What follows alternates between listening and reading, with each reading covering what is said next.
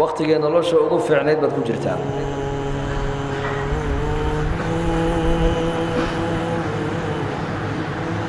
waana waqtiga baa la dhalinyaradu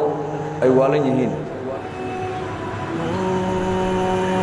ma miyir qabaan intooda badan marka da'daas ninka dhalinyarnimadiisaas ilaahay ku gartay ilaahay ku caabuda ee daacadda ilaahay ku barbaara waxa uu ka mid noqonayaa toddobada ilaahay jalla wacala uu u hadhayn doono maalinka harka alla mooyaane har kale uusan jirin sabcatun yudilluhum allahu fii dillihi yowma laa dilla ilaa dilluhu imaamun caadilun wa shaabun nasha'a fii cibaadati illaah ila aakhir alxadiid yowma alqiyaama ilaahay caza wajalla harkiisa mooyaane har kale ma jiraayo toddobada harka ilaahay hoos joogsanaysa ee halkaa banka qiyaama kaga badbaadi doonta dhibaatada qiyaamada jirta waxa uu nebigu ku sheegay inuu ka mid yahay nin dhallinyaro ah oo dhallinyarnimadiisii ku barbaaray ilaahay daacadiisa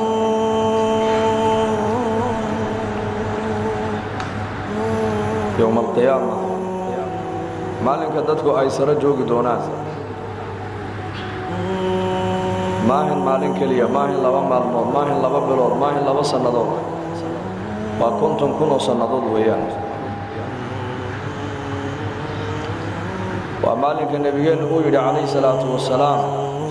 dadka cadcaadda ayaa madaxooda la kor keeni doonaa cadcaadda ayaa dushooda la keeni doonaa qof walba dhididka jidhkiisa ka baxay ayaa dhulka intuu galo 70 xusul dhudhun intuu dhididku dhulka uu galo ayaa haddana qof walba dhididkiisu ku soo noqoni doonaa daada qof walba halkii dembigiisu intuu dembigiisu ahaabaa laga dhigi doonaa dhididkiisa qaar baa nebigu yidhi sal alla alay wasalam kuraamaha ayaa dhididkoogu iman doonaa qaarna jilbaha ayuu joogsan doonaa qaarna halkaa guntiqabadka dhexirka la idhaahuu dhididkoogu iman doonaa qaarna garbaha ayuu iman doonaa qaarna wuxuu nebigu sheegay halkaa qowlalada ayaa dhididkoogu iman doonaa waa qof walba bad isaga u khaasoo cid kale aysan la qabin